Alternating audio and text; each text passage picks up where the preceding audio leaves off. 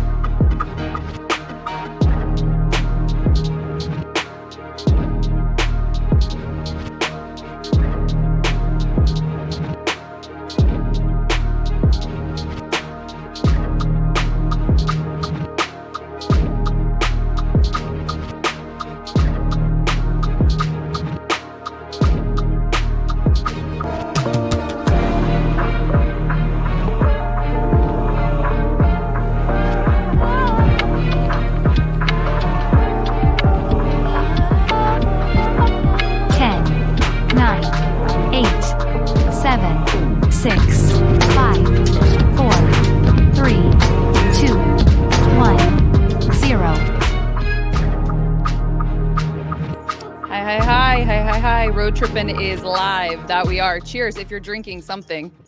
I'm at the airport, so there's plenty to drink here. It's after dark. We'll dive into where everyone is at because I believe, if I'm not mistaken, this is obviously Road Trippin's live. I'm Allie Clifton. Channing Frye, you're in Portland. Rich and Perk, you guys are in Dallas on the grounds. Yeah, mm-hmm. I'm actually still. I'm in the green room. Some of us are still at work. You know what I'm saying? Some are still, but look. When it comes down to my road tripping family, everything else, you know what I'm saying, is on the back burner. You know what I mean? That's how it go. I'm here at the Delta Airport, Delta Lounge, looking for the Chosen Family wine. Hey, Allie, that's fucking commitment right there. That is. But it's not commitment. It's not commitment to road tripping as much as it is commitment to the people, to the fans. They know, they looking, they waiting, they want to hear all that shit that Perk about to say. But we are going to get to you, Perk, in a second. But as we all sat on here before we came live and realized that Channing has a book. Channing has a lot to get off his chest. Obviously, as we know, the Celtics just took a commanding 3-0 lead. And I will say, Perk was talking about how the Celtics had the Mavs DoorDash credit card. We're ordering DoorDash on the couch before the fourth quarter. We had people saying that we should have just started this live before the fourth quarter began. Channing had to issue an April Fool's joke on Twitter because the Mavs gave it a run. They did. But here we are. They're down 3-0. Did you jump the gun? What's on your heart? You jumped the gun? I jumped the gun. I was up here about to record my voice recordings, and Lauren goes, "They're on a run." So I said, "Oh shit." By the way, you still need to do those voice recordings. Yeah, me too. Just so you know. Okay, but nonetheless, what's on your mind? Here we go. I did not see in any other series a team that makes Dallas look so undisciplined as much as the Boston Celtics do. When you make mistakes or you overcommit or whatever Dallas's theme is, meaning we're just going to run them off the three, make them make twos. We can compete with that, right? Because nobody plays defense the way they do. Nobody just runs at somebody and lets them go by every single time. It has to be taught. That has to be taught. Or else you're that undisciplined. I think super credit to Boston goes, we have layups. Oh, there's 2 people here, swing. Oh, we have a layup, 2 people here, swing. They do it every single time. Also, I love Luka Doncic. I love him. I love the idea of him. But God damn, dog. Come on. Like, you can't beat back door in the first quarter. He gets beat. He's literally, when the definition of a cone, unless he's on an island, is wild to me. Because at some point, I'm shitty on defense. You got to fuck a fool up one time. Like, you got to fuck him up. Like, hey, like, something got to hurt inside your heart that somebody's barbecuing you. And I'm like, I'm not even, to me, I can admit when I'm wrong more than anybody else. I thought the Mavericks had their number. And listen.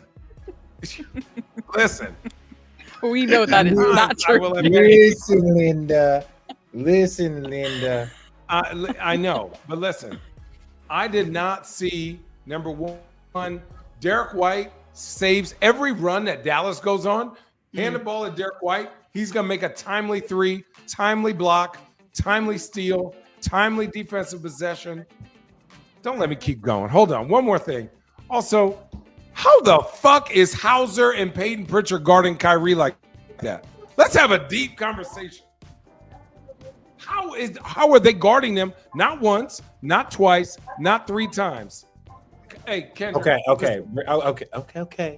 Keep a cool booty. Keep a cool booty.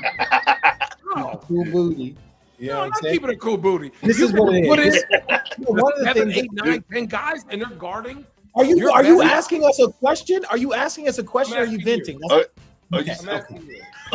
You're not keeping a cool booty, so it's your not booty. Keeping a cool booty. He's like, how do they do it? How do they do it? And I'm like, are you asking us, or are you just yelling at us? No, I was yelling for a second, but now I'm asking, how do you give credit to Boston? But in theory, there's no way on God's green earth, Al Horford, Hauser, Peyton Pritchard should be able to stay in front of Kyrie 8 out of 10 times. Luka, first of all, 7 out of 10 times. Everyone that's saying that I took the Mavs, yes, I said Mavs in 7. And one day, if any of you are lucky enough to call an NBA Finals and you have your teammate Jason Kidd on the coaching side, and you have a guy that you won a championship with on the other side, you're most likely going to give him the benefit of the doubt. So I gave him the benefit of the doubt. Did I know that they were going to play this poor? No. But again, don't tell me. Who are we supposed to tell, guys? The bookie. The bookie. Tell your bookie. Don't preach to me about how you knew everything. I told y'all, just stop it. We don't care. So now that we got that out the way, right? By the way, Boston didn't run away with this. There was a 22-4 run over a 7-minute period in the fourth quarter that it was cut to 3, and then Luka fouls out. Kyrie cuts it to 1. So let's not act like it was a far at home. This is their game 7. My point is that for someone like Rich to take the Mavs, it's not this far-fetched like. No. My God, not that you need anyone to defend you. Okay, go on. I can give a damn about. We know you don't care. Look, the day I wake up and start giving a fuck what other people think is the day I stop doing this job. He might grow hair if he did that. I might grow. That'll be the day I grow hair because nobody's ever paid my bills, so I don't really care. All right, now let me say this. The Boston Celtics have been the best team all season long. They've been the best team by far all season long. Most 25-point-a-game victories. They were only underdogs in 3 games all season long. That is up there with the 17-18 Warriors, the 95-96 Bulls. They have been statistically the most dominant team all year long. That being said, we have seen some areas in which they can be attacked. They weren't playing great at home on the road or at home. They would kind of have these moments where they would go in and out of focus, and that's what we saw during some of these runs. Their defense, Perk getting another call. Their defense and things get opened up. So congratulations to the 3-0.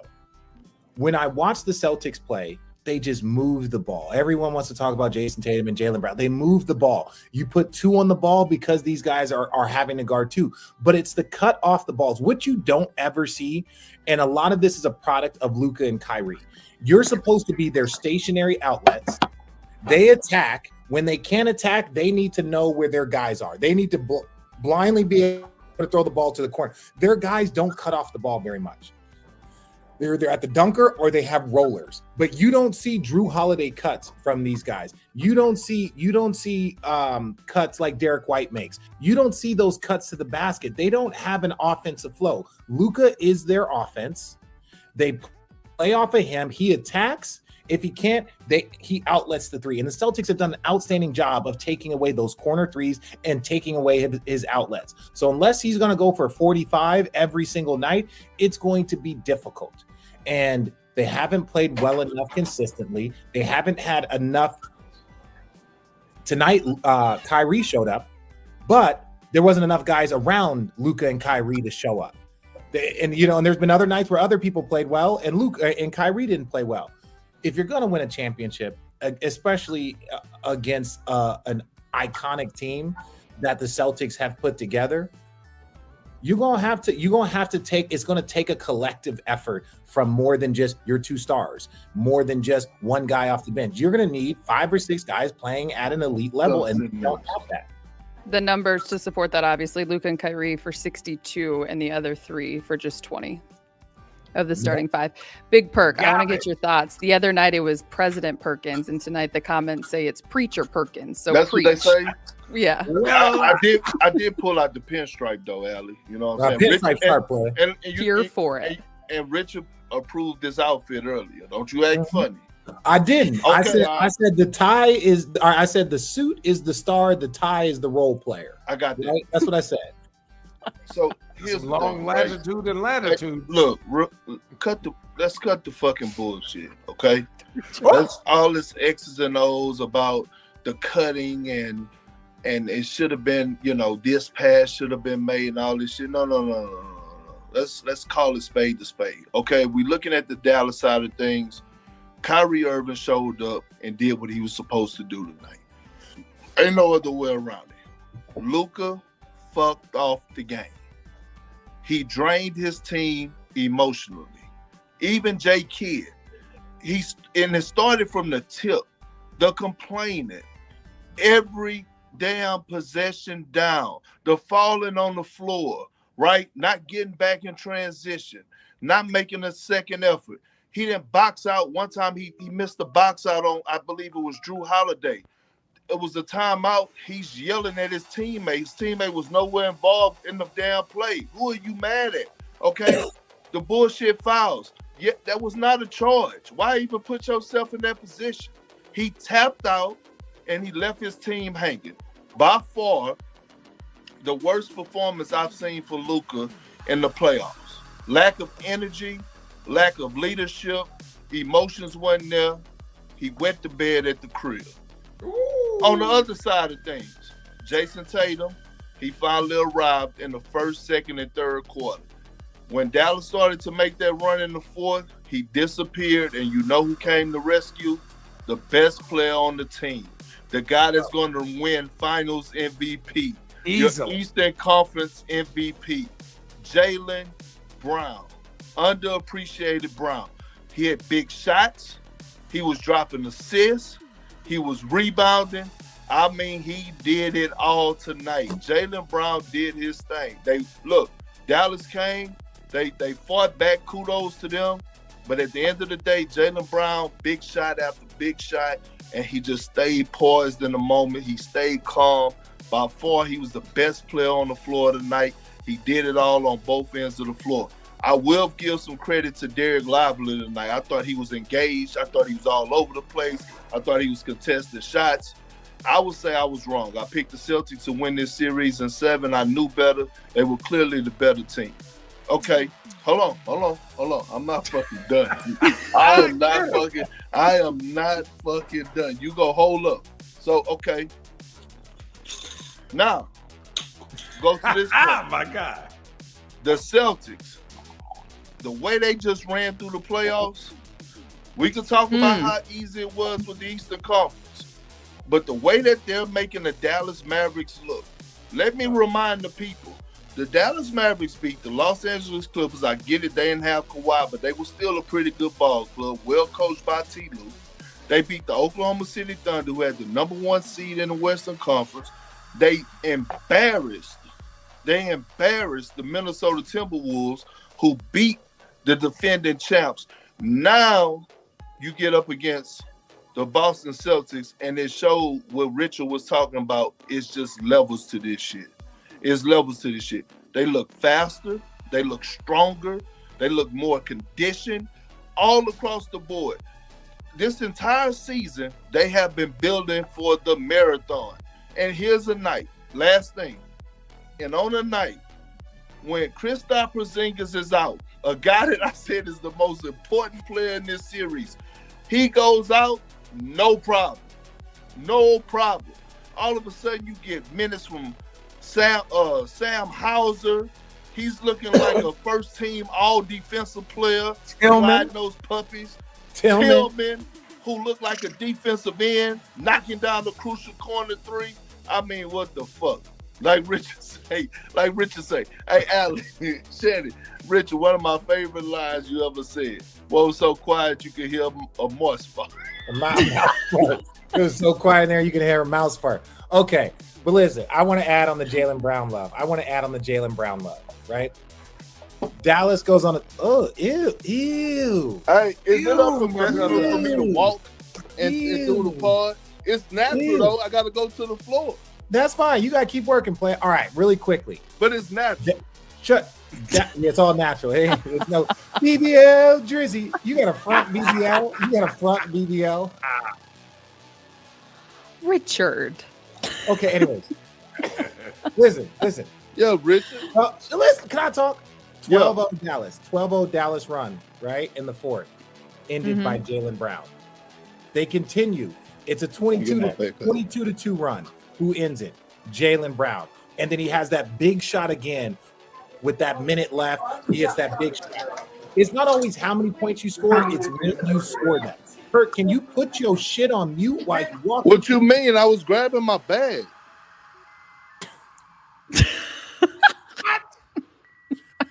My point is this. Jaylen Brown was big. If you look at when he hit his key shots, a lot of people say, oh, he has it. It's when you hit the shots. So they're on a 12-0 run. He hits a shot. The run continues. He hits another shot.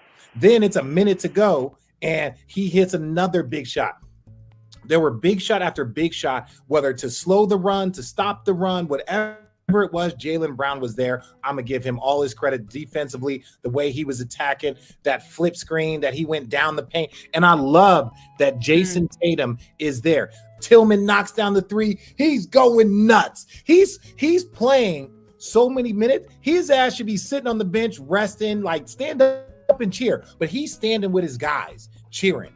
And then you go, then Jaylen Brown gets that dunk. I just love the camaraderie of their team. They're all locked in. They're all pushing in the same direction. I know we talk about Porzingis, but they still have 2 all-star caliber guards at the backcourt. They still got 2 all-NBA forwards, and then they got Al Horford, who is a borderline Hall of Famer, at their 5. That is their starting 5.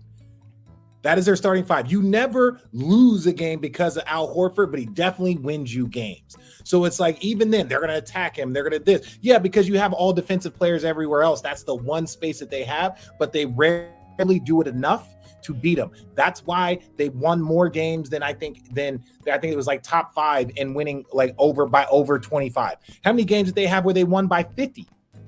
3. Like 3 games that they won by 50. These dudes were elite. And now you get into the playoffs, they don't have the best player on the court. That is Luka. Regardless of how he's playing, people know that to be the truth. So you give the best player on the court the benefit of the doubt. And if Kyrie Irving would have continued to play like he had, you'd give them more. But they don't. And they not playing well. And I got one more game before vacation. The crazy thing is that you were saying all that, and I was just walking by Luka's family. They heard everything you were saying. I'm glad you said some bad things about him. His daughter was there too, by the way. That's cool. She got the tape. For those of you that are just jumping in, obviously it's Road Trippin' Live. Channing Frye, Richard Jefferson, Kendrick Perkins. I'm Allie Clifton. Having said all of that, Perk, you obviously were giving Boston some credit. You were talking about the camaraderie, Richard. You, Rich, and Channing were a part of that run. Was it back-to-back years with the Cavs? Were you guys damn near? I just know that the last time a team lost the fewest games going into the finals, it was you guys and the Warriors in that 16-17. So when you put it into obviously context with what the Celtics have done, they're now 14-2. Their only 2 losses have come at home this season. They've won 7 straight on the road. They're 10-1 now without Kristaps Porzingis. So like when you put it into perspective, oh, by the way, the Dallas Mavericks, let's not forget, they won just as many games as the number 2 team in the East, 50-32, though they're the 5 seed in the West. So the dominance that they're putting forth the Boston Celtics, can you just put a little perspective on what they are doing right now? I hate Delta tells me my flight's leaving. Just kidding. Richard might be right. Richard might be right. This may be. Richard might be right. Boston might be on a 1 to 2 to 3 year run where they are going to dominate the league. If they can keep this team up, I didn't believe. I totally didn't believe. Perk here. I said it. They have a chance to go on a 2-3 run where they win 2-3. I didn't think that team game. There's no way they're going to be able to afford it. They can't afford it. Derek White is going to demand too much damn money, man. Still, I'm gonna tell you, Derek White need to keep a cool booty and keep his butt right there. No more butts. No more butts. No nuts. No butts. No coconuts. What is that from? Just when you have kids, Allison. No, that's some old school. That's some 90s shit. No cuts, no butts, no coconuts. Like no cutting in line. You remember it? No cuts, no butts, no coconuts. Hold on. Let me ask you one more question. Listen. One more note. I got closing remarks before I go. Hey. Okay. Yeah, you go first. We're doing good. Hey, look. I'm actually on my podcast with my good friend. No, here, say hello. It's all natural. It's all natural. But look. My closing remarks, I said what I said. I had to get away from Luka Daddy. He was standing there. You could have put headphones in, bro. You could have put headphones. Luka cost the Mavs the fucking game. Jaylen Brown is on his way to getting the finals MVP. The Celtics are having one of the most dominant runs in playoff history, no matter how you want to slice it. Allie, Shannon, Richard, I love you guys. I got to go. Yeah, fuck off. Hang on. Hang on really quick before you go, Perk. Were those shots you shot yesterday and hit every single one of them in that clip? Were those real? You seen it, and this is where it all started. I'm right here back on the ground, right where it all started. Perk, you need to go to sleep. It's 11:30. Hey fans, all the people in chat, you're welcome. Not many times you get a live podcast from the court. I'm just saying. I'm just saying this is what all started. You talk to the man himself. What did he tell you? What did he fucking tell you, Richard? Who? Lethal. Oh, yeah. I think he's lying. Lethal Shooter gave you a lot of love. Oh, yeah. Now you think he lied. Gave you a lot of love, but I think he's real lying. Talk, Doc, T. Lou, Scott Brooks, they took some years off my life. All right. I love y'all. See ya. Love you, Perk. Bye. Get his ass out of here. Richard. I love that guy. Let me ask you 3 questions. I know you love Jason Kidd. Love him. And I wrote this in my notes. Comments are popping off. Why on God's green earth are you playing Tim Hardaway Jr. and Kleba? No, dude. No, bro, he's playing what he's got, bro. He's playing what he has. Hardy gets in. Get Dirk. Put a jersey on Dirk with one ankle. He can give you something. Hang on though. Can I please remind you guys that it was the last live we did where you guys said, "What's going on with Tim Hardaway Jr.? Why don't you give him a shot?" Thank you. Everyone kept saying don't? that. Stephen A. said it. -16. Stephen A. said it. Perk said it. I didn't say those words. I never said those words. I never said 8 minutes -13. That, you know how hard that is to go down 13 in 8 minutes? That means you got in and they said, "Give me that. Give me that." Doesn't shoot. He had 1 assist. 0-0. Look at this 0-0-0. 3. They got 4 rebounds between them, 3 and 1, nothing else. At some point, play Dante Exum. He's back from Australia. He fought the spider. Come on now. See, no. Don't do that. Don't do that. Dante Exum. Sylvester Toe, why these two fight? Sylvester Toe Jr. Toe, I see what you did there. Who did I have winning this series? Remember at the beginning, I had Lakers in what, 8? Yes. Lakers in 8? I had Lakers in 8. But I did say that I could see how there was no way the Celtics could not win this series. Derek W. Kim, why are we not celebrating the Celtics win? Like, what do you? We have. That's all we've been doing. Our job is to analyze the game. That means we have to talk about Dallas, what they did right and wrong. Then we talk about what the Celtics did right and wrong. So that's the thing. You're here for basketball. If you want to just watch someone stroke the Celtics, then turn on your local news if you're in Boston. Like, we're here to talk about the game. No, did I take my anger management? No, I did not take my anger meds. Also, happy birthday, Gigi, in the comments. It's way up there. Where is that? Happy birthday, Gigi. Taconi 757. I do need it. And the reason why I'm here and I wasn't at the arena is because I wanted to start my drinking early because I feel that I will be on vacation here in a couple of days. I'll be on vacation here in a couple of days. Wait, are you going to Summer League?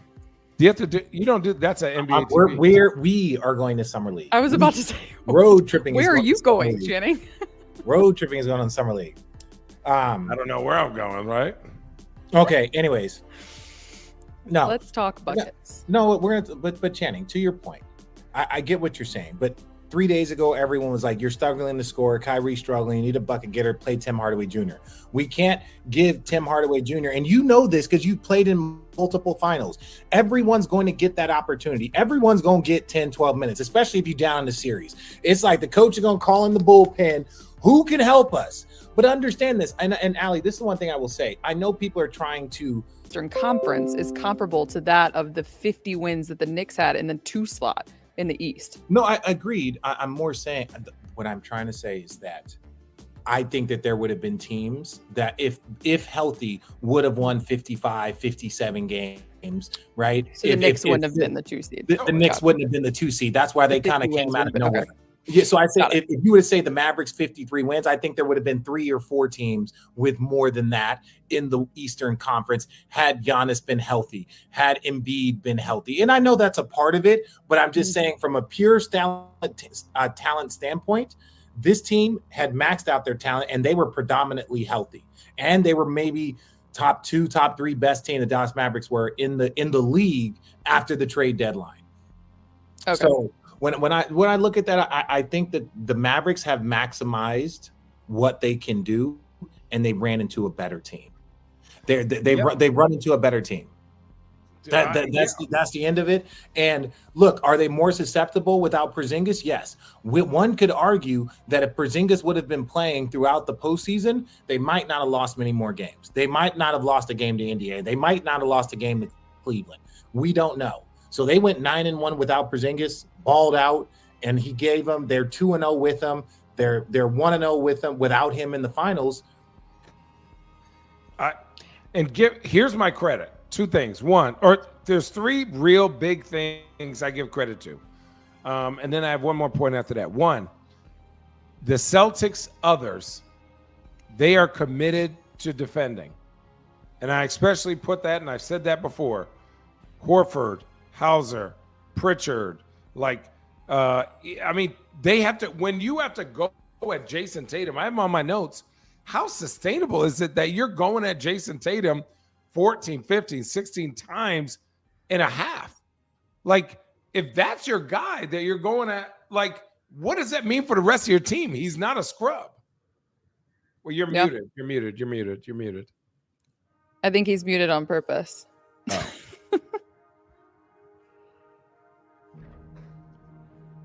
Wait, what? There's a guest that's joining the show. In fact, I think there is some people in the comments who also watch JJ's podcast, and they're asking where Mr. JJ is. Look, you guys know JJ. I'm a lip reader, so I got you all. He's Mr. Big Time. Rich said, so how about you come up here and we'll do this and then we'll go. Is that what you said? I'm proud of you. That is exactly all those years. You know what that comes from? All those coaches, years of being a sideline for the Cavs, and during the NBA Finals for 4 straight years, having to read Ty Lue's lips because I couldn't hear anything in the huddles because it was so loud in these arenas. Yeah. You guys go on mute and I'll lip read you guys. All right, cool. Channing continued. The others of Boston, the defense, and then there was one other element. I just think they're searching, and give credit to Boston. I had no clue, right, of that they could sustain that defensive intensity.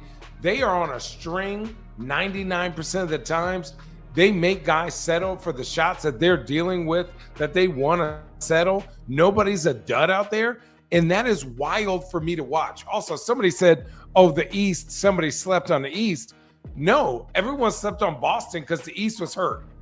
And that's really it. I went to 4 finals in the Eastern Conference. Mind you, only won 1 championship, but everyone wants to talk East versus West. At the end of the day, it's players versus players. It don't matter what conference Jokic is in, he'd be the best player in the conference. It don't matter what side Luka was on, he would be an all-NBA player in that conference. So sometimes you get to player versus player, team versus team. It don't matter the conference. If Boston would have played Dallas in the first round, Dallas would have been home in the first round. That's just the facts. And so when we talk about, like, even if we talk about the Lakers losing to Denver, the Lakers have lost to one team the last 2 years, and it's been the Denver Nuggets. Who knows if the Lakers would have played Dallas, but we're not going to get into that. This is what I'm going to say about Luka. Great players often see their deficiencies in the biggest moments. You can talk about Bron losing to Dallas and realizing, or was it Dallas? Yes. Even San Antonio, he struggled to shoot the ball and they were forcing him. And Bron went into the lab and kept working and kept getting better and better and better and better. And then all of a sudden, he's a great player with no deficiency. Luka has things as great as he is. And sometimes, even with great players, you ask for more of them. There's not a person on the planet that watches Luka's greatness and doesn't think he's one of the best players in the world, top 5 player in the world, MVP candidate. But how many people that watch the game of basketball see that Luka can give more? Yeah. How many people see that Luka can give more? And if we say he can give more, that is not. Can he though? Hell yeah! Oh my God! Hell yeah! More effort. I know he can, but can he? His attentiveness on defense, Bron isn't the best on defense, but his head is on a swivel. He's like, hey, go here, do this, go here, do this. Like Luka goes, Jaylen Brown cut behind him. He dunked it before he turned his head. And you're like, you're guarding the Eastern Conference Finals MVP. Like at some point, you got to just say anybody else but this guy. Like the attentiveness is not there for me. It doesn't mean as much. He's like, oh, I can get it back. Oh, I can get it back. That is what makes me upset. You can't get it back. You're down 6. You make a layup. Wonderful. Everyone cheers. Now you're down. You're still down. Get a stop. Get a stop. Great players, you're not comparing Luka to Jason Tatum. You're not comparing Luka to Jaylen Brown. You're not. You're comparing Luka to other greats that put up the numbers at the age and that have the resume that he does. That is who Luka is getting compared to. So Luka gets compared to Oscar Robertson's, Kobe Bryant's, LeBron James. That's the class that he's in. And so when you look at those players, you're like, okay, what's the gap between Luka and Jokic? I would say pretty big. Ooh, that's a crazy take, but okay. That is a crazy take. No. The gap is because I think defensively, you don't get to target Jokic. You might want to put him in pick and rolls. You might want to do this, but we've seen the nearest defenders. We've seen this. You can't attack him enough to beat them. Now their team lost. I will say Jokic's defense grew dramatically from the championship year to this year. Yeah. I will say that. He's in crazy shape. But even before that, Ali, though, even before the championship year, that was all a culmination, I think, of his 2 MVP years, getting his guys healthy. My point is this: you don't ever look at Luke, or you don't ever look at Jokic, even with his limited, whatever you want to say, he's limited because he's gifted in so many areas. You never look at Jokic and say, oh, he's the reason why they lost. He's getting cooked on the offensive glass, or they're killing him in pick and roll. You never look at Jokic that way. Luka still has more room to grow, as most 25, 26-year-olds do. But to ignore that room to grow and just say we're happy with the 30, 10, and 9, I think that would be doing him a disservice, the Mavs a disservice, and really the community of the basketball world a disservice to say that Luka can't give more. Maybe he's banged up, maybe he can't, but that man can give more than what he has. And maybe this is just a part of the learning experience for him. So I'm not going to murder him on it, but he's compared to greats. He's not compared to other all-stars. One last thing about Jaylen Brown, because I have talked about him all year, and people kill me when I say, when I want to build a team, you don't agree with me, but that's me. When there was a timeout, and I think even Doris Burke mentioned it, Jason Tatum told his team, guys, don't settle for those step back, threes. In crunch time, what is the move that he went to? That we all just said, that's an awful shot. That step back going left 3. And they didn't even look at it in the next possession, and they gave it to their leader. And this is not a knock on Tatum. This is more that we are in the media. We need to acknowledge that Jaylen Brown has taken huge leadership, on-court skills. Last year, him getting roasted for not going left, he said, you know what? I'm going to the lab. He was all NBA last year. I know, but he got bodied up last year by Miami Heat. He got bodied up by the Miami Heat. So did Drew Holiday. So did Drew Holiday. But if your best player goes to the lab along with your 3rd or 4th best player, then that means the tide rises all boats.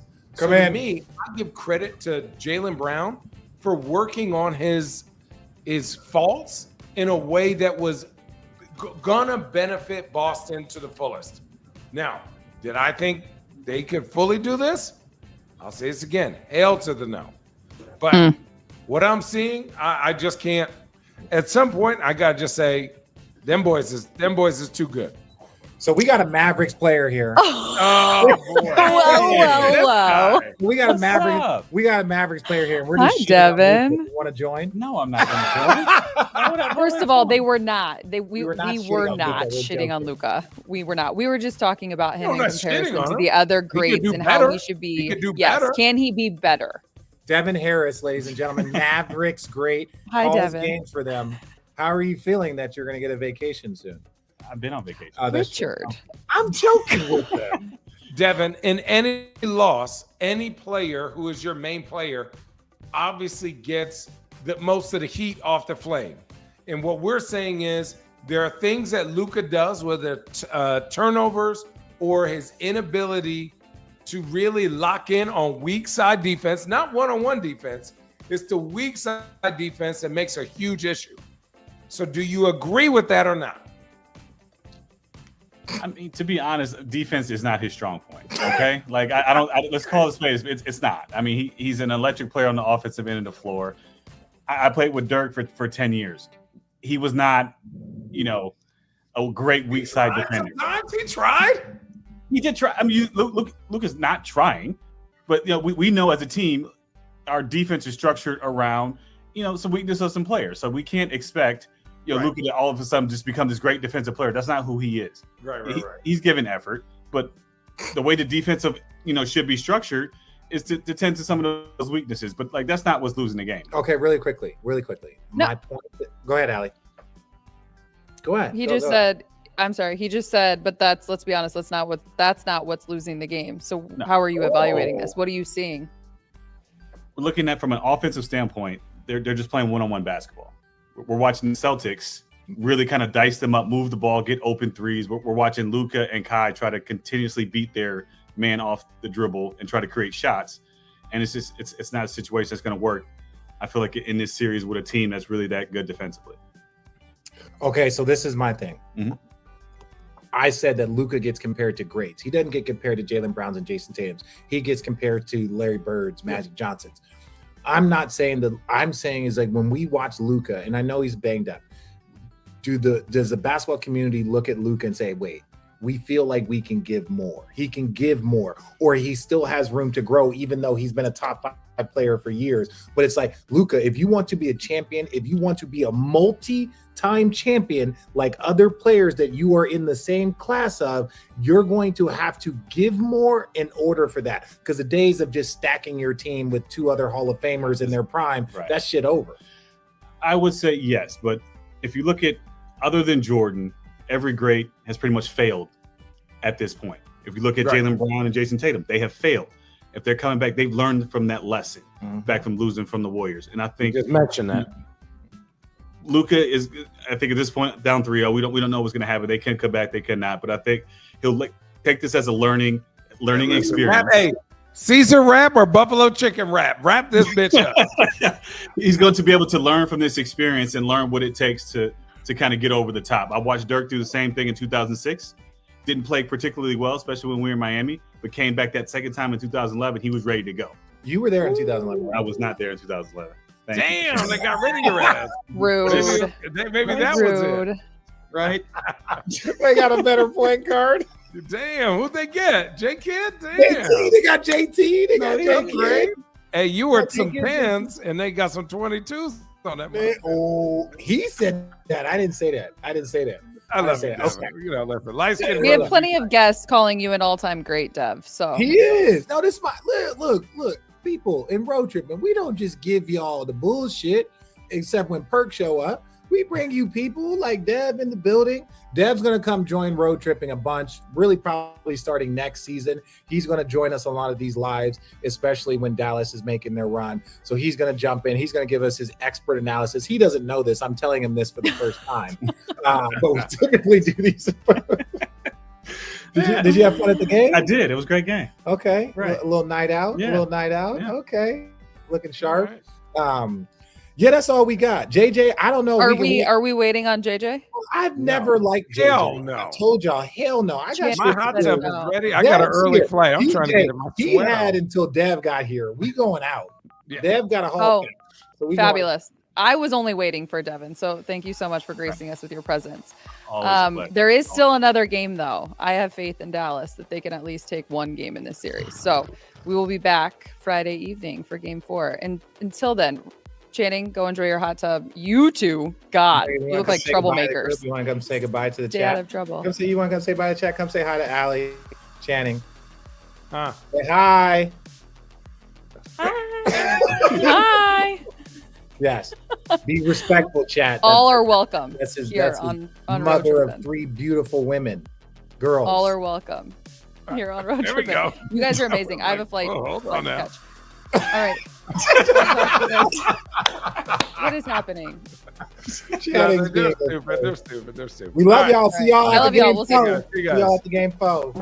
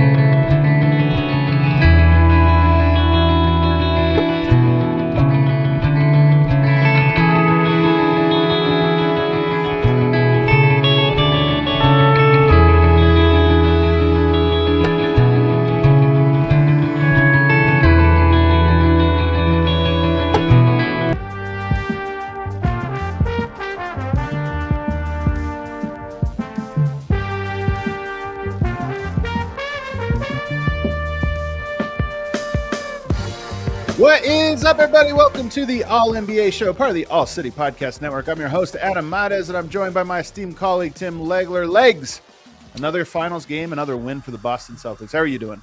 I'm doing good, man. I'm doing good. Yeah, that was it was an interesting game, obviously. Very impressive by Boston. Their response to the initial surge, and then obviously the way they handled things down the end of the game when Dallas made that big comeback. So nothing but praise for Boston all the way around. 100%, man. We're going to talk a lot about them. I've been so impressed with them this whole run, or this whole finals, I should say. Not necessarily the whole playoff run, but the whole finals. We're going to talk about that. And last night, to me, was the cherry on top for that team and what they've done so far. We're also going to talk about Luka Doncic, who I was not impressed with last night. I haven't even talked to Legs about this, so I'm excited to hear his opinion as freshly as you guys will hear it about his end of the game last night. And then later on in the show, we're going to talk about Jerry West. I have some interesting thoughts about him. And I'm curious to talk to Legs. But first, we are presented as always by DraftKings. Stay tuned because you'll hear more about DraftKings and all it has to offer throughout the show. DraftKings, the crown is yours. So you referenced it at the top of the show. The Mavs come out with great energy and they build a really nice lead in the opening minutes, and you kind of thought, okay, here it is. No Porzingis in this game. Dallas is the more desperate team. Is this the game where they sort of get their footing? Boston made a run and came back and ultimately opened up a 20-point lead before Dallas made what they've done in every single game to some extent. They made a run at the very end to make this game respectable and honestly make it in doubt in the closing minutes. But Boston handled that run as well and ended up pulling it out with some very clutch defense and offense. So that's the rundown of the game. Legs, what's the top story to you? Yeah, I think at the end of the day, so far, what's I think transpired in this series that I didn't expect. I thought Dallas's defense would be more impactful against Boston, based on what I had seen out of Dallas's defense. It wasn't a slight against Boston in any way, shape, or form. I had that much belief in Dallas's defense, and that when they've needed to, they have not been able to stop them, and that's to me big part of what happened last night. I felt like the way the game started, and I think it was a pretty safe bet to think Kyrie was going to get that over of 23.5. I felt like there's no way he's going to have 3 of these in a row. And he came out great and he was aggressive. Luka was very good early. They build the lead early with that big momentum and the surge and the energy in the building and all of that. And then yet at the end of the first quarter, they're up 1. And I thought that was very foreboding for Dallas overall. That did not feel like that should have been a 1-point lead. It felt like that should have been an 8 to 10-point lead. And the way they ended that quarter was really pretty disastrous. I mean, they had a stretch where Luka went out of the game and they gave up a 7-0 run in like a minute and a half. And then they had a stretch to close the half when Luka was on the floor. That was pretty disastrous. He missed a couple of step back threes late. One of those, he fell on the ground and kind of didn't make any effort to get back up. He laid there forever. Boston goes the other way. Hauser gets transition trail 3. That would have been a 5-on-5 situation turned into 5-on-4 because Luka laid on the ground forever. Then the next one, he misses a step back 3, and they allow a throw ahead pass for an uncontested layup right before the quarter ends.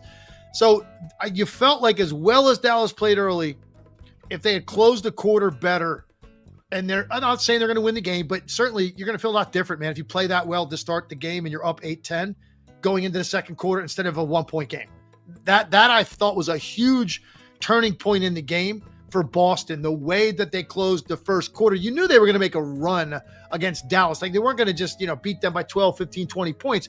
But the fact that they erased it in like 4 minutes going into the second quarter, I thought that was huge for the Celtics establishing control early in the game. And that was probably pretty demoralizing for the Dallas Mavericks. When that quarter horn sounded, they look up and they're up 1. As well as they played, Kyrie was going well. Luka was playing well.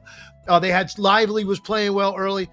Gafford. So they had all that, and yet, Adam, they're only up by 1 point. I thought that was psychologically important for the Boston Celtics. There's no question. I actually think I don't know if there's anything in basketball that is more psychologically damaging than going up big right out of the gate on a team and closing the quarter. Not even like you blew it at the end of the half, but closing the quarter tied, or in this case, they were only up 1. That might be, especially in a moment, like if you just say the stakes, they're down 0-2, game 3 needs to be a statement.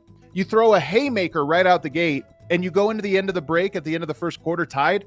to me, that is among the most psychologically damaging things that can happen in sports. The real run came in the third quarter when they opened it up, but I agree with you. When I saw them close the gap in the first quarter, I just thought, I don't know what happens beyond here other than the Celtics are going to win this game. It's at least how I felt at the end of the first quarter. Yeah, and to what I'm referencing, I'm just looking at the time and score, so we're clear on this. So Luka makes 2 free throws with a minute to go in the quarter to go up 6. Then Jaylen Brown misses a jump shot. Luka gets the defense rebound. So you're up 6 with the ball, coming up the floor with 45 seconds to play in the quarter. I mean, that's a pretty good spot to be in to get this thing to 8 or 9. And then, you score, you get a stop. You're up 8, 9 points at the end of the quarter. Instead, he misses a step back, pretty good shot, a good look. He just missed it. And then that's the play. He falls, come down. Hauser walks into the 3 with 28 seconds to go. Now it's a 3-point game, 31-28. Dallas comes up the floor. Luka misses another step back 3. Derek White gets the rebound 5 seconds to go, throws it 50 feet in the air. Tatum catches the ball, lays in a layup 1 second to go in the quarter. I mean, you can't finish a quarter worse. If you're Dallas. And for Boston, look, not that look, they couldn't have come back from down 8-10, but just I'm talking more about psychologically from Dallas's perspective. To play that well early in a game, you have to have. And the other thing was psychologically, Kyrie Irving's going at that point. So now that's a relief because they haven't seen him play that well offensively as he did in the first quarter. All that adds up to, hey, you should have a comfortable lead. Luka then can get a little bit more rest maybe at some point in the second quarter, and you're feeling pretty good. Now, as it was, Adam, second quarter, neither team plays particularly well offensively. It's a 20-20 quarter. So it's still a 1-point game at halftime, and that is when everything changed. The third quarter for Boston was as well as a team can play on that stage. I mean, it was an absolute precision. Everybody that touched it made the right decision. They knocked down every clean look they got. They made some tough looks during that stretch as well. It was just absolute dominance. It was Boston at its best, and it was futile. That's what Dallas's defense looked against them in that quarter, and that's clearly, when they get the big separation, Dallas makes, another run in the fourth quarter, and they come up short. We'll never know what would have happened if Luka hadn't fouled out. Would have been nice to see him play the last 4.5 minutes in a 1-possession game just to see what that would have looked like. Doesn't matter. There's no excuses to be had here. That third quarter to me epitomized Boston at their best and epitomized the issues that Dallas has had in this series guarding them.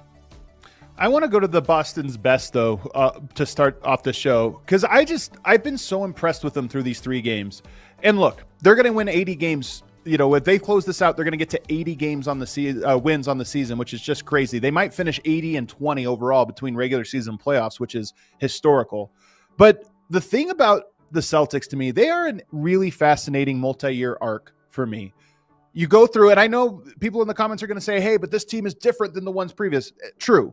But there are some consistencies year over year between some of the same players, namely the key ones in Tatum and Brown. And watching that game last night and watching the whole playoffs and really this finals, they have matured so much to being a team that does not, get the highs and lows. They just stay the course.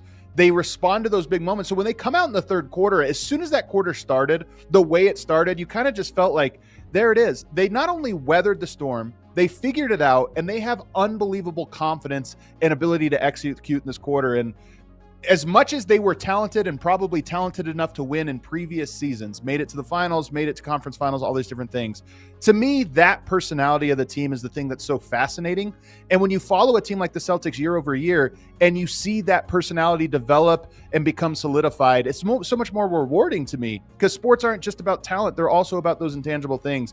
And that game last night, and Jaylen Brown in particular, his arc and the way he handled those moments was just so impressive that to me, it's going to be my lasting memory of this season and of this finals is how well they handled those types of things.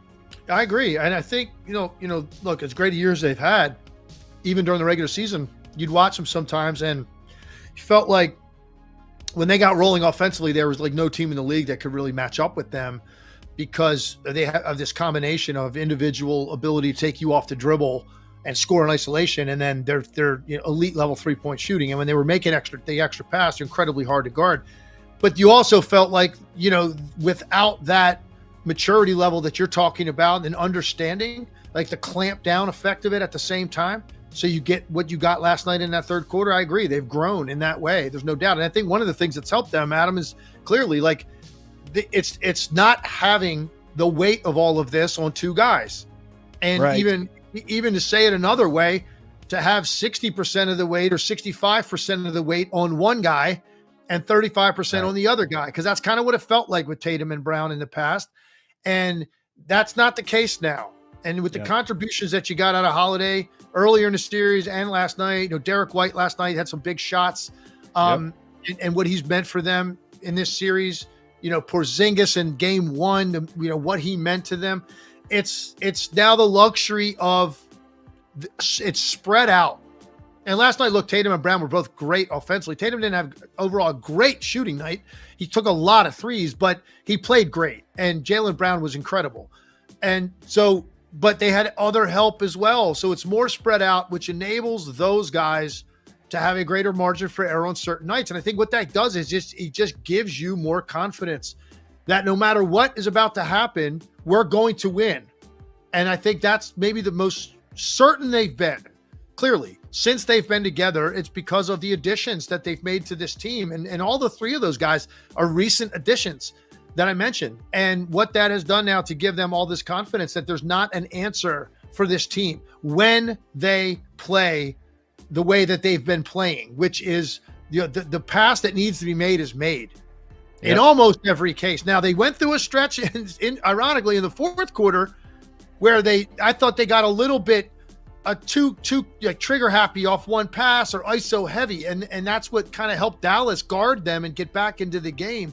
But for the most part, that hasn't been the case. They've been playing really clean, and the Dallas defense, when they knew they needed to have stops on them, they just weren't good enough to guard this team, individually or collectively. The individual breakdowns led to a ton of mistakes in rotation and communication errors over and over and over because of the breakdowns individually off the dribble and inability to contain the ball. It led to all kinds of mistakes on the back end because you don't practice those situations where you're beaten all the time. You practice situations where you're containing the ball, and then where's the help and rotations coming from because you know where the ball is. Well, when you don't know where the ball is and it's constantly by you in the lane, there's all kinds of breakdowns take place, and you're relying on in split-second communication and reads, and they weren't making the right ones, and it's because of Boston's ability to get by them. So they played a flawless third quarter. That's ultimately was the difference in this game.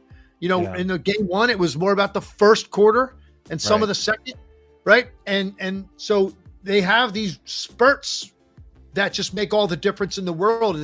Dallas is not on their level during those moments, and that's what's been the difference in this series. The ability to stop a run is an underrated trait of a team. And you're talking about that third quarter. Dallas couldn't stop it. I mean, it felt like it lasted the entire quarter. And the run you're talking about in the fourth quarter was really like a 6-minute run that Dallas had. It was a big one. And I'm glad you referenced the shot selection from Boston. Drew Holiday took a shot in that series where they were losing it. That was the wildest shot I've ever seen. They were like on a 13-0 run, the Mavs were, and Drew Holiday takes one with 18 on the clock on one leg, basically fires it up. And the thing about the Celtics and what I'm trying to get at with them is they have the ability to call a timeout, whatever it is, reset and come out and say, where's our bread and butter? What do we need to do now? And just stop the bleeding. And then to come up with big plays. Derek White hit big shots. Drew Holiday hit big shots. Jaylen Brown hit big shots. Tatum had a big time dunk that was just physically had to go through a guy to get to it. It was such a great, his pure will to score that one. So to me, that is also a trait that stands out. Dallas looks rattled at times, and Luka, even as great as he is, looked rattled late in that game. Even when they were making the run, looked rattled. And Boston, they never looked rattled. They made bad decisions. You call a timeout, you regroup, and then you get back to who you are. And I've seen too many champions that have that trait that I just think it's an essential quality. I think that a big difference in this series for me also has just been, I just think Boston just thinks to themselves, let's just play basketball. Something good's going to come out of this. And I think for Dallas, Luka is thinking like he's got to make something happen. And that's the difference, right? And as a result, he short-armed some shots in the paint, I think is what you're talking about. They looked like they were going to be easy shots, even an opportunity for a 3-point play after he got a guy in the air and he goes up. He's got a 2-foot shot by that point uncontested because the defender fouled him, but then fell away trying not to foul. And he's got a little 2-footer in front of the rim, and he hits the front of the rim. He missed just a couple, I think, very, very makeable shots during that stretch late in the game. And then, of course, the fouls. And look, the last foul, I tell you what, it's a tough one for me from this standpoint. Letter of the law, that's a block. I agree, because he's definitely not fully squared up to Brown, and he's slightly moving. Yep, but at the same time, like, Jaylen Brown is taking all that action directly into his body. So and then I really believe if Jaylen Brown didn't fall, I don't think they make a call. I think they let him play on. Jaylen Brown would have hit him and then kind of went into the middle of the floor with a live dribble. I really believe they would have let it go. When Jaylen Brown starts to go to the ground, it's almost like you're going to have to call something at that point because his ball's about to be loose, and Luka was still moving. So I didn't have as much of a problem with that as the P.J. Washington illegal screen in the backcourt. I thought that was a terrible That one call. I know. That one actually I thought, why call that one there? Also, like, 50-50 call, but also what are we doing? That's 70 feet from the basket in a key moment. Totally agree. No, just senseless. But what I was going to say about Luka to finish that point, yeah, okay, people, I'm sure, in Dallas are outraged about that call. Like I said, I think it's a block. Technically, that's a block if you go by letter of the law. My problem is there were 2 other fouls, or at least maybe 3, earlier in the game that were just stupid fouls on the part of Luka Doncic. And when you're a star player, like, he took his first foul, he took in front of Boston's bench. It was a total frustration thing. He hadn't gotten a call. Now he's just going to go up, and he basically grabs Jason Tatum, like, as he's dribbling the basketball. And then, of course, he's freaking out. He's looking up at the screen with the ref, like, oh, he hooked me and stuff. But he grabbed Jason Tatum's arm, and it was almost an intentional foul. And, when you're a star player, you don't ever take fouls like that. At no point, unless it's late in the game, which then it's a different category. I'm talking about in the first quarter, there's nothing that can happen that the other team can do, no matter what it looks like, how sure they're about to score, that is going to equate to you picking up that foul. That it's not, those things aren't equal. You give up 2 points. And in this case, I'm talking about Jason Tatum was dribbling the ball in front of the bench. He wasn't even squared up to shoot. Jason Tatum just grabbed him because he was frustrated by what just happened on the other end. So when you take fouls like that, you leave yourself susceptible to later in the game being in foul trouble. You just can't do it.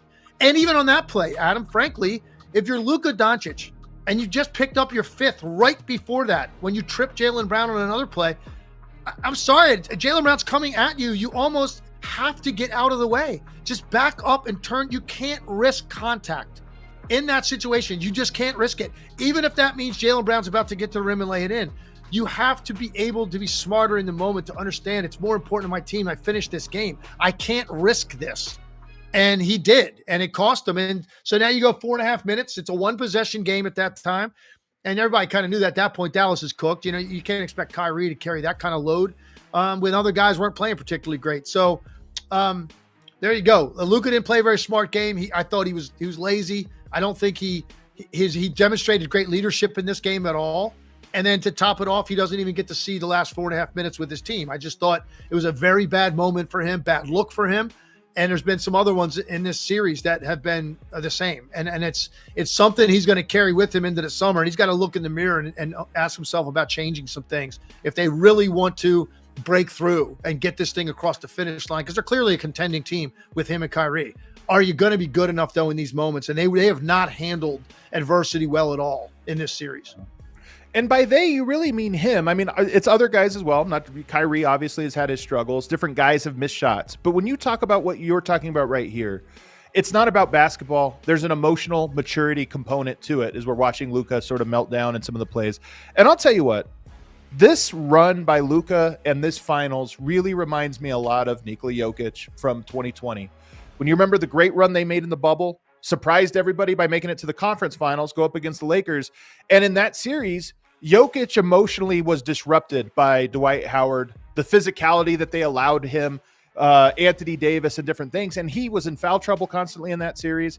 He was getting the type of fouls you're talking about where you're worried about foul trouble. And all of a sudden he's grabbing somebody in the backcourt to look at the ref and show him up. And you're thinking, guys, it's do or die. You can't do this. Right. With Luka, one of the things I love about basketball and love about sports in general is it's not just about the talent. It's not just about the logic of what's going on the court. There's a human component to it. And it requires, you have to limit the flaws you have, your character flaws, your personal flaws. And I think we've seen this with Boston, who's come up short, with Tatum and Brown. They've had to go through these trials and are better than ever because of it. And I just think this is one where Luka's either going to learn and grow. We talked earlier in the year, people got mad at us. You were talking about his defense. You said, while he can be a good defender, there's too many plays where he lets his team, cover for him because he's in the backcourt not doing it. It's not that he's a bad defender. It's that he's not putting in what he needs to for these petty reasons. The fact that we're in the finals in a must-win game, and there were 2 instances you brought up in key moments where he was doing that, it tells you, what's the limit? If you can't do it in an elimination game in the finals, that just shows me you don't have it in you. And that's a thing that he's going to have to, unfortunately, reflect on and grow from. And to me, it's going to be the thing that determines what type of player he ultimately is. Again, it's all fair, man. And I think one of the things I saw a lot in this series, I think initially against Tatum and Brown in particular, it was more of a problem for him. His initial anticipation of what direction they were going was actually decent, where he would slide over on that first move and get his shoulders fairly square. He had no ability to then stay with them when they made their second move. And that's when they were just by him. And he was in the rearview mirror. It's like he almost expected, okay, you go hard right hand to Jaylen Brown and I cut you off. And now you're going to back up and then pass it to somebody. And my job is over. And he goes into relax mode. And what Jaylen Brown would do, he'd go right, he'd cut him off. Jaylen Brown would spin out of that and get back into the middle. And then Luka would just basically wave at him at that point and pass him off to somebody else. So he's not super fleet of foot. The lateral quickness is not his strength. And he's guarding at that position, whether it's the 1, 2, or the 3, you're guarding really quick, athletic guys with size. That's not his strength. So it's got to be more about being smarter with how you play guys, understanding that guys are going to make tough contested shots sometimes with a hand up, but better that than getting completely broken down off the dribble, where now you've put your team into some sort of chaotic rotation mode that is going to lead to something really, really good. He's got to have more pride in it, He's never going to look like a guy like, Giannis at his best, who would get down and it meant everything to him to guard you and try to keep him in front. He's not going to look like a guy like that ever. It's just not going to be part of his DNA. It doesn't mean he can't be marginally better than he is now. He doesn't have to be a stopper. He just can't be the reason that their defense is repeatedly broken down. And the same thing for Kyrie. And I thought they had reached a point where I felt like that wasn't the case a lot of nights. They weren't the weak link defensively in earlier series. It didn't feel that way to me. They certainly still would get beat occasionally, but it wasn't like it was so glaring to me as it has been in this series. And he's probably never been attacked like this in his life. Yep. And I think that does something to you mentally in terms of your own confidence. Like you think about it, man. You're a star on that level with that kind of ego and confidence and bravado that he plays with. And now you're being hunted like this, targeted. We're going at you, man. What are you going to do about it? I think that rattles you a little bit, man. And you commit some dumb fouls, or it even probably throws you off your game on the other end of the floor a little bit. So will he get there? I don't know, Adam. I really don't know. I don't know if he'll ever push himself to that extent. I don't know. But I think people assuming that he won't ever break through, it's amazing to me the way people can shift their mentality to such extremes. Because now the narrative out there is, look at Luka, you'll never win with them. And that's what happens in this world now, right? Of reaction, and everybody's got a voice on social media. And that's kind of what you're feeling like. And I'm just going, wait a second. Let's just wait and see. Now, things have to change. He has to improve in the areas we're talking about, or maybe he won't ever break through. But I don't think it's something that you can automatically write off and say he can't gain the maturity and the personal pride to address this. I think it's too early to say that about a guy like Luka, and he's so offensively talented. He's good. Look, he just got to the finals. He's going to be in the mix year after year. The question is winning the whole thing. That's a different story when you get to this round. You're playing a team this good, and that's what it's always going to be when you get to the finals. Not only is it weird to say a guy won't get it, it's just as silly as saying that a guy for sure will get it. This is what makes sports so interesting. We don't know. But now that you're on the stage, you're flawed. Like the deeper you go in the playoffs, the higher you climb, the more it's like, okay, we're going to see if there's any flaws under there. We're peeling the layers of the onion. Let's see what's under there. And now we're looking with Luka that there are some elements there that he has room for improvement on. And they're almost not even skill elements. They're almost more soulful elements. You know, how does he have to contribute to his teammates? What kind of effort? How does he keep his calm under these moments? How does he not pick up fouls? Defensively, where can he improve? It's those types of things. And it's a fascinating story. And I'll say, you know, again, likening him to Jokic, I think Jokic's transformation came in 2019. The bubble happens. But after the bubble, after that year, the story on Jokic was you can never win with him. Look at how much he got carved up by Anthony Davis and Dwight Howard in the playoffs. You can't win. That's his ceiling. He comes back, wins 2 MVPs, wins a championship, and then another MVP.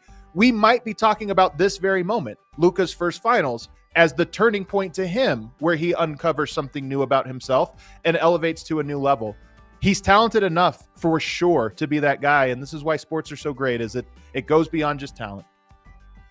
Yeah, I mean, it's going to be the conversation around him after this is over, whether that's in 4 games or 5. And I don't think it goes beyond 5 games. My hunch says this is going to end on Friday night. I do too. Because I think it's important to Boston to get this over with. I think that just their mentality, they're so strong mentally right now, and they know they've got a team that's reeling, and you almost feel like they would have to have a let up in terms of their intensity for Dallas to win a game right now, the way they have them, you know, hanging off a cliff. And I don't see that happening. And they're going to end up, if they do that, 16-2 in the postseason if they win Friday night. I mean, it's one of the best postseason records we've ever seen. It's incredible, right? So, and I think they want that. Like, they'd like to finish it that way, you know, rather than the sour taste of a loss at any point now. Like, they're rolling to such an extent. They've got this team. They're in this team's head, and that let's just finish this thing off. I'm not going to be shocked if Dallas were to win the game, but my hunch says it's not going to happen, and that's going to be Luka, right? Okay, his first NBA Finals. I know they're not the same player, but, you know, think about like Shaq's first Finals appearance. Got swept. He talks about it to this day, what that did to him, what that meant to him, how humbling that is. Yeah. And like what he needed to do now, it's different because he's not out on the perimeter handling the ball and guarding guys in the perimeter like we're talking about with Luka, like these ways that's so impactful. Like Shaq just was like, okay, I'm just going to go be the most dominant force of my era, you know, just continue to add bulk and mass and just be completely unstoppable. And then eventually, you know, pair up with Kobe Bryant. And he gets it done. But I mean, he got swept. Luka's probably going to get swept, or 5 games at most. That's got to be something that's going to hopefully stir up some things in him in the offseason. But we don't know that. He might be very comfortable. You know, I felt like James Harden got to a place where he's just so comfortable. It didn't matter as much to him, no matter how much heat he got over bad performances in big spots. And he never really adapted very much.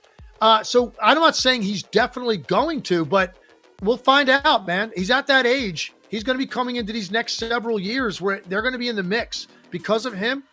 And it's going to be a matter of how much are you willing to sacrifice for your team to get over the hump. And it remains to be seen. I'm not going to say he can't, but I'm certainly not going to say I fully expect it. A person's greatness is oftentimes equal to their ability to handle criticism without resentment. And that's what this becomes now with Luka, is how much can I absorb the rightful criticisms of this run and grow from it. And if that's very little, if you're not able to, there's no low capacity for that, there's a low capacity for growth. So it'll be interesting to see how Luka handles this. If we just wrap up now, though, by talking about the Celtics, who are the inverse of this. Again, I just couldn't be more impressed with them. And the guys they brought in over the last couple seasons, Holiday and White in particular, you probably couldn't pick 2 better players to surround that. Horford, Tatum, Brown, obviously Porzingis, who wasn't even there in this game, and they still win. But White and Holiday in particular, the epitome of guys that don't need much. They can fit in where they need to be, make big plays, and then have all of the personality elements that we're talking about. Forget the skill. They have all the personality elements of a team that can withstand a 20-2 run or whatever that run was from the Mavs and punch back and make big shots after it. I think this Celtics team, I'll be honest with you, they weren't my favorite team for 2 reasons. I don't love the amount of sidestepping and bat step threes in the NBA because I just feel it's so hard to contest those without fouling, that there is something to, I don't love teams that rely on that. And the same goes for dribble drives. You draw more fouls on dribble drives than ever. They do both of those things. And there's just something to me that I say, when a team relies so heavily on those things, I tend to sort of lean the other direction. Just a personal preference. But the way they play connected to me is so impressive. And that's why I loved watching them in this finals. Yeah, no, I agree. And that at their best, this is what it looked like during the regular season. And then there were times that it didn't. And I think that's the only thing for me that raised any doubt, was because I felt they could help you guard them. And in this particular series, that hasn't been really a big factor, except for probably that stretch last night. I felt like a little bit when the Mavs got back in the game, it felt a little bit like that on nights I could watch Boston and feel that way about them for a stretch of a game. And sometimes I think maybe it's just because the game came so easy to them offensively. And they didn't have to show you like top tier championship level defense all the time, because their offense was so good. But look, there they are, man. And they've done it. And like, it's just funny, like people that, and I thought the Dallas Mavericks could win this series. I also, I started kind of really being behind the Mavericks and just liking them back in February. They made a hell of a run, but like people expect you to like be perfect in what you think's about to happen. And the people that are like on here are primarily Celtics fans, like, because you pick the same team every night. Like it's fine. We get it. Like my job is to try to figure out how I think this is going to break down. And I think the things that didn't happen in this series that I thought could, I thought Dallas' defense would have more in effect. And when Boston played their style, their best way, Dallas no match for them. And I thought based on what I had seen, that was going to be a better matchup, and it was not a great matchup for the Dallas Mavericks. I also, you don't expect their like main components of their offense to be cut off the way that it was.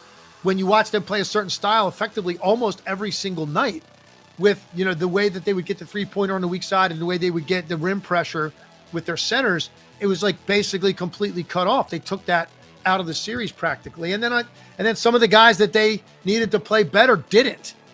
In terms of making shots. So anyway you slice it, Boston has thoroughly outplayed them.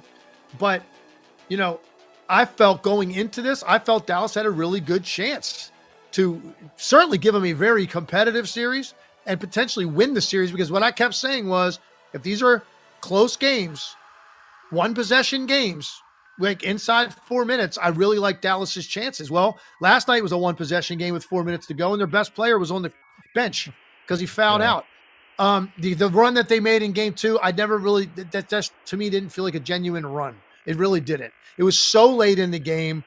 And it felt like that just was not indicative of the way that game played out. And in the first game, it completely got away from them early. So they never put Boston in that situation. Closest they got it was 8. And then it went to 20 right after that. So they haven't put Boston in the uncomfortable situations that I thought they could. That was a big part of why I thought they had a chance to win this series. But like people want to beat you up, go ahead, take shots. When you're wrong, you're wrong. I admit it. I was wrong about this series.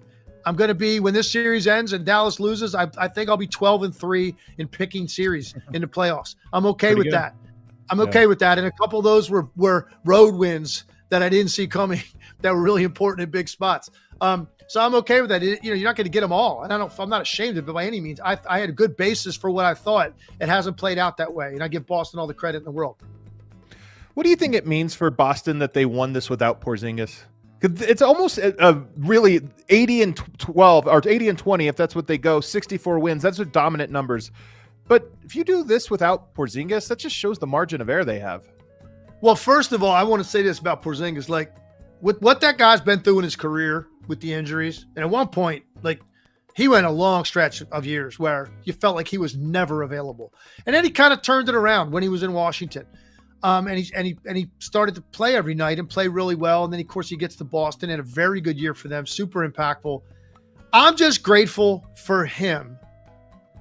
After that long layoff with the injury, he at least had game 1 and a little bit of game 2 where he was so impactful, because now when they win this, he's going to feel like I had something to do. And I'm not talking about just like, oh, well, I was really important in the regular season, so I helped get us the number 1 seed. I'm just telling you the emptiness you feel if you don't contribute in this series is different. You know what I mean? Certainly you're glad as hell to get the ring. Like, I'm sure Peyton Pritchard right now, if he shoots poorly again next game, he's going to get a ring, and he's super important to their team, and he had a really good year, and he got paid, all that stuff. He's going to be mad at himself for not shooting better in the finals because you want to feel like you contributed more. And I'm grateful, at least for Porzingis. He had a major role in the start that the Celtics got off to in this series with the energy he provided and the production he provided in the first game. So I'm glad for him, and I think it just really kind of speaks to how scary good and versatile this team is, because he can go basically 2 full games, not play. You don't really see much of him. And this is the result. I'm sorry, a game and a half where he really isn't the same.